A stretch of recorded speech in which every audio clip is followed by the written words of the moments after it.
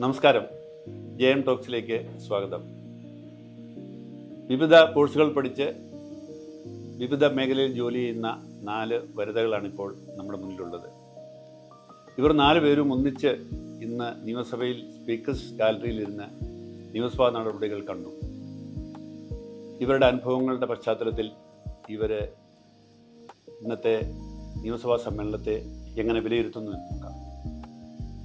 ഗൗരി കൃഷ്ണ, ഇന്ന് കണ്ടതില് ഞങ്ങൾ വന്നിട്ട് ഡിസ്കസ് ചെയ്തപ്പോൾ ഞങ്ങൾക്ക് അട്രാക്റ്റ് ആയ ഒരു കാര്യം ബഹുമാനപ്പെട്ട ഉന്നത വിദ്യാഭ്യാസ മന്ത്രി റോജി എം ജോൺ പറഞ്ഞതാണ്.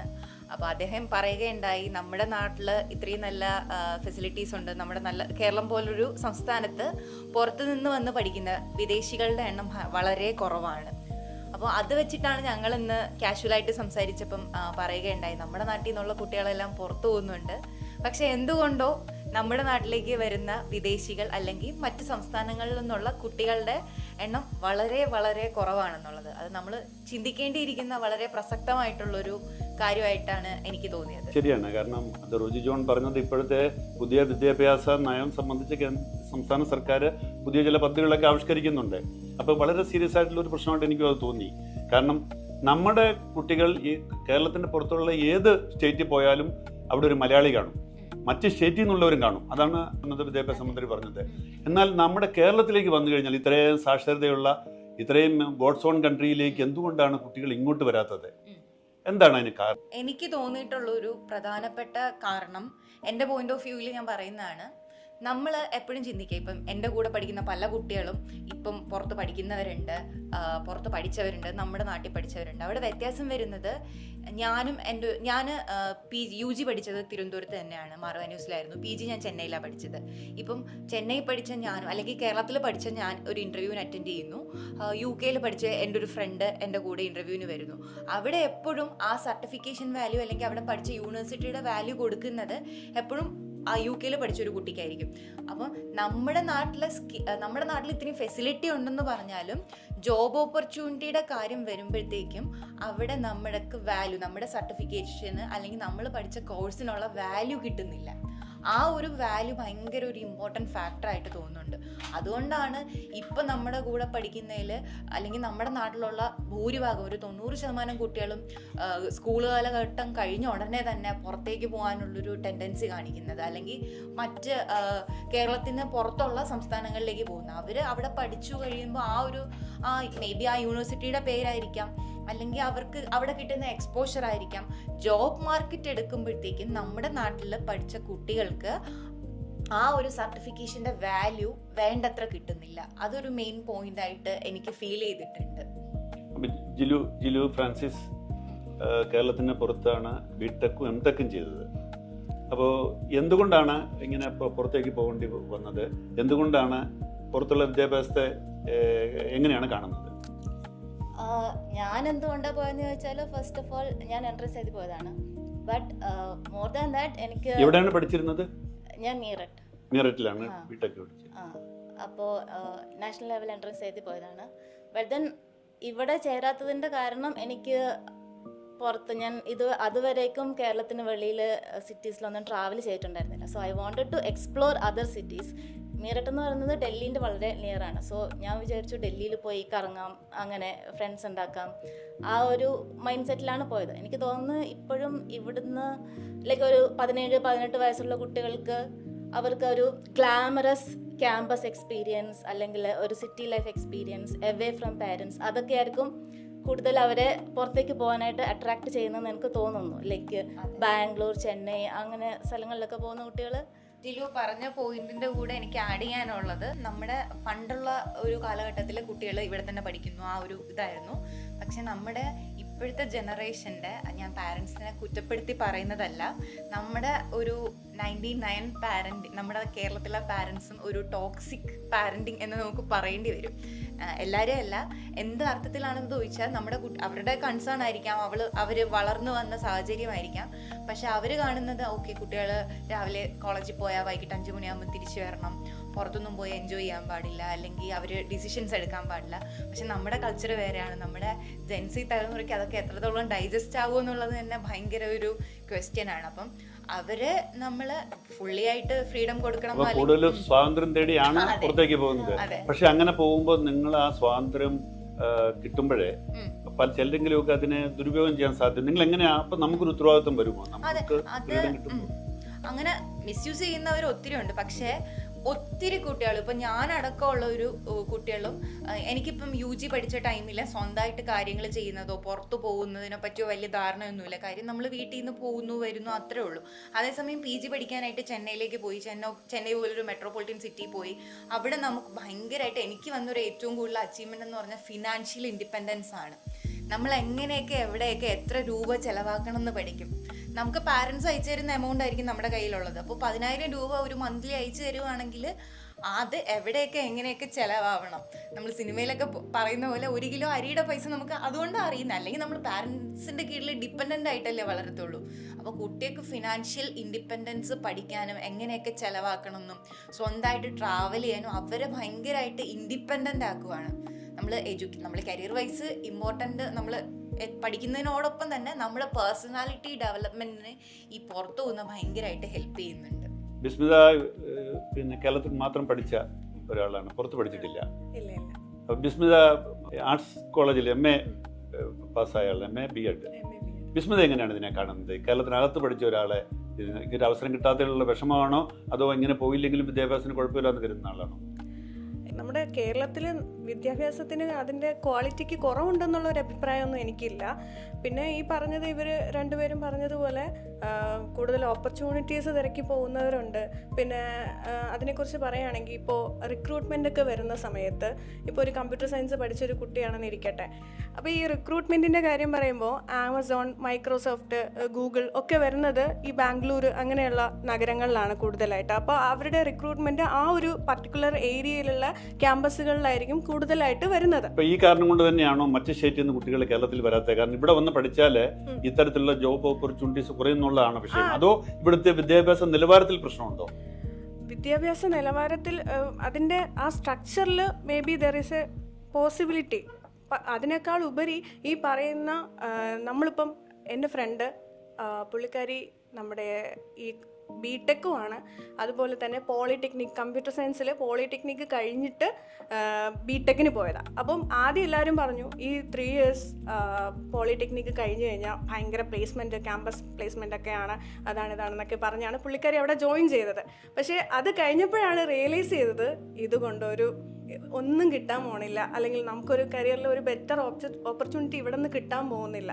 അങ്ങനെ പുള്ളിക്കാരി എന്ത് ചെയ്തു, നമ്മുടെ കാര്യവട്ടത്ത് വന്ന് വീണ്ടും B.Tech ചെയ്യുവാണ്. അപ്പോൾ ഒരു വർഷത്തെ ഒരു മീൻസ് 3 വർഷം ഇത് ചെയ്തത് കൊണ്ട് ഒരു വർഷത്തെ ഒരു ഫ്രീ ടൈം ലൈക്ക് അതായത് 2nd year തൊട്ട് ജോയിൻ ചെയ്താൽ മതി. അപ്പോൾ അത് കഴിഞ്ഞിട്ടും പുള്ളിക്കാരി ഇപ്പോൾ ബേസിക് സാലറി എത്രയാ, ഒരു 15 ഉള്ളൂ. അപ്പോൾ ശമ്പളമില്ല എന്നൊരു പ്രധാന വലിയ പ്രശ്നമാണ്. അതിപ്പം പ്രത്യേകിച്ച് ഈ അധ്യാപകരെ പിന്നെ നേഴ്സുമാർക്ക് ഒരുപാട് സാലറി കുറവാണ്. അപ്പോൾ അതൊരു കാരണമാണ് പുറത്തേക്ക് പോകാനുള്ളത്. തീർച്ചയായിട്ടും അത് വലിയൊരു കാരണമാണ്. അത് ചെറുതായിട്ട് നമുക്ക് കാണാൻ പറ്റില്ല. ഇപ്പൊ നേഴ്സുമാരാണെങ്കിൽ അവർക്ക് ജോലി കുറവാണ്, ഒരിക്കലും അല്ല. എന്തിപ്പം പ്രൈവറ്റ് സെക്ടർ ആണെങ്കിലും ഗവൺമെന്റിന് നമുക്കത് പറയാൻ പറ്റില്ല. അത്യാവശ്യം പേ സ്കെയിൽ ഉണ്ട് എന്ന് പറയേണ്ടി വരും കമ്പയർ ചെയ്ത് കഴിഞ്ഞാൽ. പക്ഷെ പ്രൈവറ്റ് അങ്ങനെയല്ല. ഇപ്പം ടീച്ചേഴ്സിന്റെ കാര്യം എടുത്താലും ഞാൻ MA B.Ed മലയാളമാണ് ചെയ്തത്. അപ്പം എനിക്ക് പുറത്തോട്ട് പോവാന്നുള്ളത് അവിടെ ഒരു പരിമിതിയുണ്ട്. അതിലപ്പുറം ഞാൻ പ്രൈവറ്റ് സ്കൂളിൽ പഠിപ്പിച്ചിരുന്ന ആളാണ്. സോ ആ ടൈമിൽ നമ്മുടെ ഗവൺമെൻറ് സ്കൂളിലെ ഒരു ടീച്ചറിനെ കമ്പയർ ചെയ്ത് നോക്കിക്കഴിഞ്ഞാൽ അറിയായിരിക്കുമല്ലോ, നമ്മൾ ഈ ഗവൺമെൻറ് സ്ഥാപനത്തിൽ ജോലി ചെയ്യുന്ന ആൾക്കാരും കുട്ടികളെ പഠിപ്പിക്കുന്നത് എവിടെയാ, പ്രൈവറ്റിലാ. അപ്പോൾ ആ ഒരു നിലവാരം അവിടെ നിന്ന് കിട്ടും എന്നുള്ളത് വേറൊരു കാര്യം. അതിലപ്പുറം അതിന് പിന്നിൽ ആ ടീച്ചർമാരുടെ എഫേർട്ട് ഉണ്ട്. പക്ഷെ സാലറി സാധാരണ ഒരു സർക്കാർ സ്കൂളിൽ ജോലി ചെയ്യുന്നതിനേക്കാൾ കൂടുതൽ ജോലി ചെയ്യുന്നു സ്കൂളിൽ, പക്ഷേ അതിന്റെ പകുതി പോലും ശമ്പളം കിട്ടത്തില്ല. പകുതിയല്ല, 1/3 പോലും കിട്ടുന്നില്ല. ഇതൊരു വലിയ പ്രശ്നം തന്നെയാണ്. വളരെ ബേസിക് 10,000-ന് താഴെ വർഷങ്ങളായിട്ട് 10,000 രൂപയ്ക്ക് താഴെ വർഷങ്ങളായിട്ട് ജോലി ചെയ്യുന്ന സീനിയർ ആയിട്ടുള്ള ടീച്ചർമാരെ എനിക്കറിയാം. പക്ഷേ ഇപ്പം ഞാൻ ഇവരെ താഴ്ത്തി പറയുന്നതല്ല, പക്ഷെ പറയാതിരിക്കാൻ പറ്റത്തില്ല. നിലവാരമാണെങ്കിലും ലാംഗ്വേജ് ആണെങ്കിലും ഭയങ്കര ഡിഫറൻസാണ്. ഇപ്പം നമ്മൾ എന്തുകൊണ്ടാണ് പ്രൈവറ്റ് സ്കൂളിൽ ഒരു കുഞ്ഞിനെ കൊണ്ട് പഠിപ്പിക്കുന്നത്, ഇംഗ്ലീഷ് നന്നായിട്ട് സംസാരിക്കും. അപ്പം അത്രയും ആ ഒരു ഇമ്പോർട്ടൻസ് അവർ ആ ലാംഗ്വേജിന് കൊടുക്കുമ്പോൾ അവിടുത്തെ എല്ലാ ഈ പറയുന്ന ഹിന്ദി, മലയാളം ഒഴികെ ബാക്കി എല്ലാ സബ്ജക്റ്റും ഇംഗ്ലീഷിലാണ്. അപ്പം ആ ലാംഗ്വേജ് എന്ന് പറയുന്നത് ഭയങ്കര ഇമ്പോർട്ടൻ്റ്. അപ്പം നമ്മുടെ സർക്കാർ സ്കൂളിൽ ഇംഗ്ലീഷ് മീഡിയം എടുത്ത് പഠിക്കുന്ന ഒരു കുട്ടിക്ക് വെളിയിലിറങ്ങി ഒരു SSLC കഴിയുന്ന ഒരു കുട്ടി സംസാരിക്കുന്നതിനേക്കാളും ബെറ്റർ ആയിട്ട് CBSE സ്കൂളിൽ പഠിക്കുന്ന ഒരു കുട്ടി സംസാരിക്കും. എന്തുകൊണ്ടാണ്? അപ്പോൾ അവിടുത്തെ ടീച്ചർമാർക്ക് കഴിവില്ല, അല്ലെങ്കിൽ അതുകൊണ്ടാണ് അവർക്ക് സാലറി കുറയ്ക്കുന്നത്? ഒരിക്കലും പറയാൻ പറ്റത്തില്ല. അപ്പോൾ ഈ ബേസിക് സാലറി, അത് എനിക്ക് തോന്നുന്നു ഇത് സർക്കാർ ഇടപെടേണ്ട ഒരു കാര്യമാണ്, വലിയൊരു കാര്യമാണ്. ഇപ്പം ഞാൻ MA BEd പഠിച്ചിട്ട് ഞാനിപ്പോൾ സ്കൂളിൽ നിന്ന് ഇറങ്ങിക്കഴിഞ്ഞു. അത് ആ സ്കൂളിനെ മാത്രം കുറ്റം പറയാൻ എനിക്ക് അങ്ങനെ പറയുന്നതല്ല. പക്ഷേ ഈ ബേസിക് സാലറി എന്ന് പറയുന്നത് അത് വളരെ നമ്മൾ ഇമ്പോർട്ടൻ്റ് ആയിട്ട് സർക്കാർ ഇടപെടേണ്ട ഒരു വിഷയമാണ്. തീർച്ചയായിട്ടും സ്കൂളിലെ അധ്യാപകരുടെ, പ്രൈവറ്റ് സ്കൂളിലെ അധ്യാപകരുടെ കാര്യത്തില് താര മഹേഷ് പിന്നെ കേരളത്തിലും പുറത്തും പഠിച്ച ആളാണ്. മാസ് കമ്മ്യൂണിക്കേഷൻ ആണ് വിഷയം. ജേർണലിസത്തിൽ കുറച്ചു കാലം ജോലി ചെയ്ത ആളാണ്. ഇപ്പോഴും ആ ഫീൽഡിൽ തന്നെ നിൽക്കുന്ന ആളാണ്. അപ്പോൾ താര എങ്ങനെയാണ് ഇതിനെ കാണുന്നത്? ഈ വിദേശത്ത് മറ്റ് സ്റ്റേറ്റിൽ പോയി പഠിക്കുന്നതിനെ കുറിച്ചോ കേരളത്തിൽ പഠിക്കുന്നതിനെ കുറിച്ചോ ഒക്കെ ഉള്ള എൻ്റെ ഒരു ഒപ്പീനിയനിൽ നമ്മൾ എന്തായാലും ഒരു കോളേജിൽ ചേരുന്നത് നമുക്ക് ജോലി കിട്ടാൻ വേണ്ടിയിട്ടാണ്. അപ്പോൾ എപ്പോഴും നമ്മളൊരു കോളേജ് സെലക്ട് ചെയ്യുമ്പോൾ അവിടുത്തെ ഏറ്റവും അട്രാക്ഷൻ ആയിട്ട് നമ്മൾ നോക്കുന്നത് ക്യാമ്പസ് പ്ലേസ്മെന്റ്സ് ഉണ്ടെങ്കിൽ അത് പെട്ടെന്ന് ജോലി കിട്ടും എന്നുള്ളത്. ആ ഒരു ഫെസിലിറ്റി പലപ്പോഴും ഔട്ട്സൈഡ് കേരള ഈ കോളേജസ് എടുത്ത് നോക്കുമ്പോൾ അവർ കൂടുതലായിട്ട് പ്രൊവൈഡ് ചെയ്യുന്നുണ്ട്. കേരളത്തിൽ ഇല്ല എന്നല്ല. അപ്പൊ ക്യാമ്പസ് പ്ലേസ്മെന്റ്സ് ഉണ്ടെന്ന് കാണുമ്പോൾ തന്നെ നമ്മൾ പഠിച്ചിറങ്ങി കഴിയുമ്പോൾ തന്നെ നമുക്ക് ജോലി കിട്ടും എന്നുള്ളത് വലിയൊരു അട്രാക്ഷൻ ആണ്. ചെന്നൈയിലാണ് പഠിച്ചത്, ഏഷ്യൻ കോളേജ് ഓഫ് ജേർണലിസത്തിലാണ് പഠിച്ചത്. അവിടെ അന്ന് പഠിക്കാൻ കാര്യം എന്താ വെച്ചാൽ that was A number 1 college in four mass communication ഇന്ത്യയിൽ. അപ്പൊ അവിടെ പഠിച്ചു. പക്ഷെ ഞാൻ കേരളത്തിന് പുറത്താണ് പഠിച്ചതെങ്കിലും പഠിച്ചിറങ്ങിയ ഉടനെ തന്നെ എനിക്ക് ആദ്യമായിട്ട് ജോലി കിട്ടിയത് കേരളത്തിലാണ്. ഞാൻ ആദ്യമായിട്ട് ജോലി ചെയ്ത് അമൃത TVയിലാണ്. അപ്പൊ ഞാൻ വന്ന് ജോലി ചെയ്തത് കേരളത്തിലാണ്. ഇപ്പോഴും കേരളത്തിൽ തിരിച്ചു വരാൻ ആഗ്രഹിക്കുന്ന ഒരാളാണ്. അതെ അതെ അതെ. ഇപ്പൊ പിന്നെ ജിലു നേരത്തെ പറഞ്ഞ ജിലു 2010 പുറത്തേക്ക് പഠിക്കാൻ പോകുമ്പോഴേ അന്ന് കേരളത്തിൽ ആവശ്യത്തിന് കോളേജുകൾ ഇല്ലായിരുന്നു. അതൊരു കാരണമാണ് പോകാനായിട്ട്. പക്ഷെ ഇന്നിപ്പോൾ കോളേജുകളിൽ പിന്നെ ഇഷ്ടംപോലെ കേരളത്തിൽ കോളേജുകളുണ്ട്.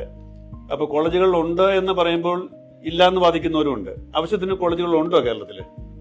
കോളേജുകൾ ഉണ്ടായിരിക്കാം ഇപ്പം. ബട്ട് ദെൻ കുട്ടികൾക്ക് ആവശ്യമായ കോഴ്സസ് ഉള്ള കോളേജസ് ഉണ്ടോ എന്നുള്ളത്. അതായത് ഇന്നിപ്പോ ഒരു പ്രത്യേകത, കേരളത്തിലെ പല എഞ്ചിനീയറിംഗ് കോളേജുകളിലും കോഴ്സുകൾ പലതും വേക്കൻ്റായി കിടക്കുകയാണ്, കുട്ടികളില്ല. അതുപോലെ തന്നെ പല ആർട്സ് ആൻഡ് സയൻസ് കോളേജുകളിലും പല വിഷയങ്ങളും പഠിക്കാൻ കുട്ടികളില്ല. അതൊരു ഇവിടുത്തെ ഒരു പ്രശ്നമാണ്. എന്താണ് കുട്ടികൾ ഇവിടെ കോളേജുകൾ ആവശ്യത്തിന് ഇല്ല എന്ന് പറയുന്നു, പക്ഷെ പഠിക്കാൻ കോഴ്സുകൾക്ക് ഇത് കോഴ്സുകളുടെ ആണോ പ്രശ്നം? എനിക്ക് തോന്നുന്നു കോഴ്സിന്റെ ആയിരിക്കാം. ബിക്കോസ് അവർ കോളേജസ് കോഴ്സസ് സ്റ്റാർട്ട് ചെയ്യുന്നതിന് മുമ്പ് അവരൊരു സർവേ എടുക്കണം. ഏത് കോഴ്സാണ് കുട്ടികൾക്ക് പഠിക്കാൻ ഇഷ്ടമുള്ളത്, ഏത് കോഴ്സ് ചെയ്യുമ്പോഴാണ് കുട്ടികൾക്ക് ജോലി കിട്ടുന്നത്, അതിനുള്ള ഒരു സർവേ എടുത്തിട്ട് വേണം അങ്ങനത്തെ കോഴ്സസ് തുടങ്ങാൻ വേണ്ടിയിട്ട്. അപ്പോൾ ഇവിടുത്തെ കുട്ടികൾക്ക് എസ്പെഷ്യലി കമ്പ്യൂട്ടർ സയൻസ്, മെഡിസിൻ പോലുള്ള കോഴ്സുകൾക്ക് പഠിക്കാൻ എനിക്ക് തോന്നുന്നില്ല അത്രയും ഡിമാൻഡ് ഇവിടെ ഉണ്ട്. ബട്ട് അത്രയും അല്ല, സീറ്റ് എഞ്ചിനീയറിംഗ് മെഡിസിനും അല്ലാതെ ജോലി സാധ്യതയുള്ള ഒട്ടേറെ കോഴ്സുകൾ വേറെ ഉണ്ടല്ലോ. പക്ഷെ ആ കോഴ്സുകളൊക്കെ പഠിക്കാൻ വേണ്ടി കുട്ടികൾ മറ്റ് സ്റ്റേറ്റുകളിലേക്കോ അല്ലെങ്കിൽ പുറത്തേക്കോ പോകുന്ന ഒരു സാഹചര്യമല്ലേ ഉള്ളത്? നമ്മുടെ നാട്ടില് അത് ഇല്ലാത്തത് കൊണ്ടാണല്ലോ കുട്ടികള് ബാക്കി സ്ഥലങ്ങളിലേക്ക് പോകുന്നത്. വിദേശത്തേക്കായാലും മറ്റ് സംസ്ഥാനങ്ങളിലേക്കും പോകുന്നത് നമ്മുടെ നാട്ടിൽ ആ കോഴ്സ് ഇല്ലാത്തത് കൊണ്ടാണ്. അപ്പോൾ പിന്നെ അങ്ങനെ ഒരു സംസ്ഥാനത്തിൽ നമ്മൾ എന്ത് പറഞ്ഞായിരിക്കാം വിദേശത്തു നിന്നുള്ള കുട്ടികളെ ഇങ്ങോട്ട് അട്രാക്ട് ചെയ്യുന്നത്? അവിടെയാണ് ആ ക്വസ്റ്റ്യൻ വരുന്നത്.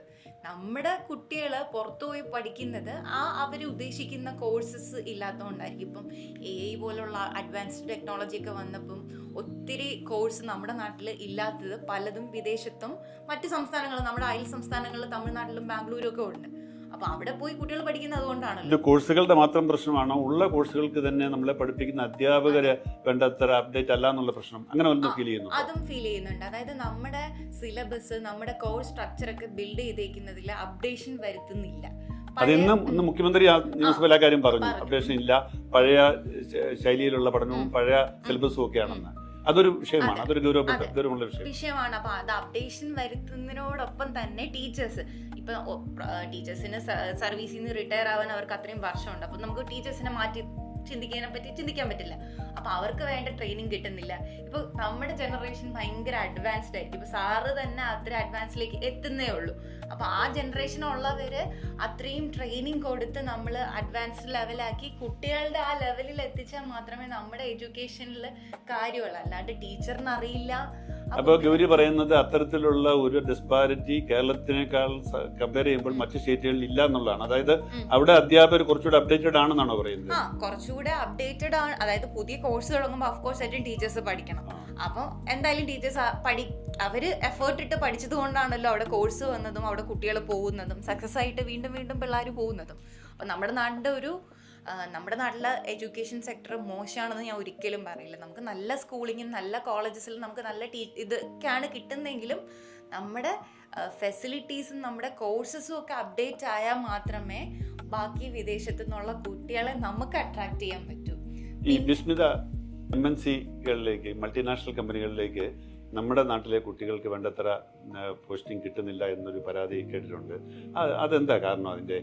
അതും ഒരു കാരണമാണ് കുട്ടികൾ പുറത്തേക്ക് പോകുന്നതിന്? തീർച്ചയായിട്ടും. കാരണം എനിക്ക് തോന്നിയിട്ടുണ്ട് നമ്മുടെ ഔട്ട്സൈഡ് കേരള അവിടെയുള്ള ഒരുപാട് യൂണിവേഴ്സിറ്റീസ് ഉണ്ട്, പേര് കേട്ട ഒരുപാട് യൂണിവേഴ്സിറ്റീസ് ഉണ്ട്. സോ അവിടെ പഠിച്ചിറങ്ങിയ കുട്ടികൾക്ക് നമ്മുടെ നാട്ടിൽ പഠിച്ച യൂണിവേഴ്സിറ്റി നമ്മുടെ കേരളത്തിനകത്തുള്ള ബെസ്റ്റ് യൂണിവേഴ്സിറ്റിയിൽ പഠിച്ച കുട്ടികളെക്കാളും അവരുടെ പല കാരണങ്ങൾ എടുക്കുമ്പോഴത്തേക്കും ഇവിടെ നിന്നും അവിടെയുള്ള കുട്ടികൾ ജോലിക്കാണ്ട് അത് അപ്ലൈ ചെയ്യുന്ന സമയത്താണെങ്കിലും ഇൻ്റർവ്യൂ ചെയ്യുന്ന സമയത്താണെങ്കിലും അത്രയും ഡിഫറൻസ് വരുന്നുണ്ട്. അത് പല അതെങ്ങനെ അവരുടെ ഒരു നേരത്തെ അതേക്കുറിച്ച് ഇവിടെ ആരോ എനിക്ക് തോന്നുന്നത് ജിലുവ പറഞ്ഞെന്ന് തോന്നുന്നു. അതായത് ഇവരുടെ സ്കില്ല് അല്ലെങ്കിൽ ഇവരുടെ ആ ഒരു എക്സ്പോഷർ വഴി അവർക്ക് കിട്ടുന്ന ഒരു കഴിവ് അത് പലപ്പോഴും കേരളത്തിന് പുറത്ത് ഇവിടത്തേക്കാൾ കൂടുതൽ കുട്ടികൾ കിട്ടുന്നുണ്ട്.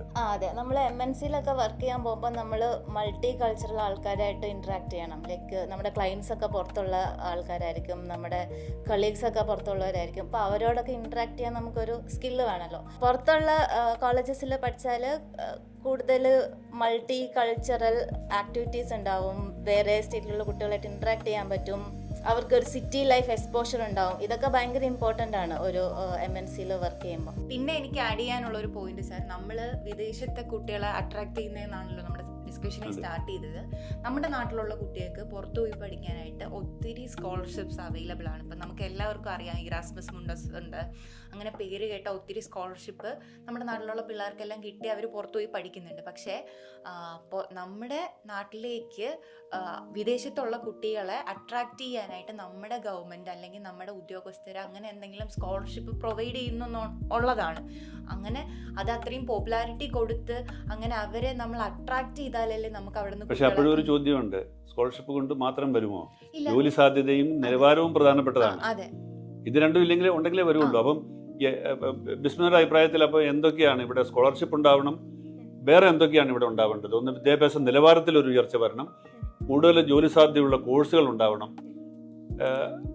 അങ്ങനെ ഒരു മാറ്റമല്ലേ ഉദ്ദേശിക്കുന്നത്? തീർച്ചയായിട്ടും സാർ. അപ്പം എനിക്ക് പറയാനുള്ളത്, നമ്മുടെ സ്കൂൾ മുതൽ കുട്ടികൾക്ക് ഈ പറയുന്ന പലതരത്തിലുള്ള കോഴ്സസ്, സ്കിൽ ഓറിയൻറ്റഡ് ആയിട്ടുള്ള കോഴ്സസ് കൊടുക്കണം. അതിപ്പോൾ നമ്മൾ കൊടുക്കുന്നുണ്ട്, പലതരത്തിൽ ഗവൺമെൻറ്റിൻ്റെ പല പ്രോജക്ട്സ് വരുന്നുണ്ട്. പക്ഷെ അതൊക്കെ എത്രത്തോളം സക്സസ്ഫുൾ ആവുന്നു, അത് കുട്ടികൾക്ക് എത്രത്തോളം കിട്ടുന്നു എന്നുള്ളത് വലിയൊരു കാര്യമാണ്. മാത്രമല്ല ഇനിയിപ്പോൾ ആർട്ടിഫിഷ്യൽ ഇൻ്റലിജൻസിൻ്റെ ഒരു കാലഘട്ടമാണ്. അപ്പോൾ അതൊക്കെ നമ്മുടെ ഗവൺമെൻറ് സ്കൂളിലെ കുട്ടികൾ, കാരണം നമ്മൾ ഹയർ എഡ്യൂക്കേഷൻ പറയുമ്പോൾ ഫ്രം ഗ്രൗണ്ടിൽ നിന്ന് പറയാതെ പറ്റില്ല.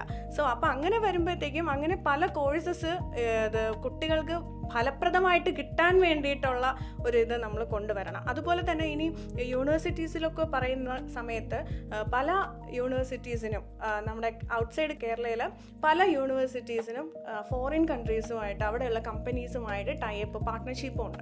അപ്പോൾ ആ യൂണിവേഴ്സിറ്റി കുറവാണ്. അപ്പം ആ ഒരു യൂണിവേഴ്സിറ്റി ഒരു കുട്ടി ചൂസ് ചെയ്യുമ്പോൾ ഒന്ന് അതിൻ്റെ സർട്ടിഫിക്കറ്റ് ആ കുട്ടി അതിന് എത്രത്തോളം വാല്യൂ ഉണ്ടെന്ന് അതാദ്യം വിലയിരുത്തും. രണ്ടാമത് അവിടെ പഠിക്കുമ്പോൾ എനിക്ക് ആ കോളേജിൻ്റെ ബേസിൽ തന്നെ ആ യൂണിവേഴ്സിറ്റിയുടെ അണ്ടറിൽ തന്നെ എനിക്ക് അവിടെ നിന്ന് തന്നെ ജോലി കിട്ടുക എന്ന് പറഞ്ഞാൽ പിന്നെ അത് എല്ലാവരുടെയും ഒരു സ്വപ്നമാണ്. അങ്ങനെ കിട്ടി തന്നെ പഠിച്ചിറങ്ങി ഉടനെ തന്നെ ഒരു ജോലി എന്നുള്ളത് എല്ലാവരുടെയും ഒരു ആഗ്രഹമാണ്. അപ്പോൾ അങ്ങനെയൊക്കെ കൂടുതൽ ആൾക്കാർ ഇമ്പോർട്ടൻസ് കൊടുക്കുമ്പോൾ ഉറപ്പായിട്ടും കേരളത്തിന് പുറത്ത് എന്നുള്ള ഒരു തോട്ട് അവരുടെ ഉള്ളിൽ വരും.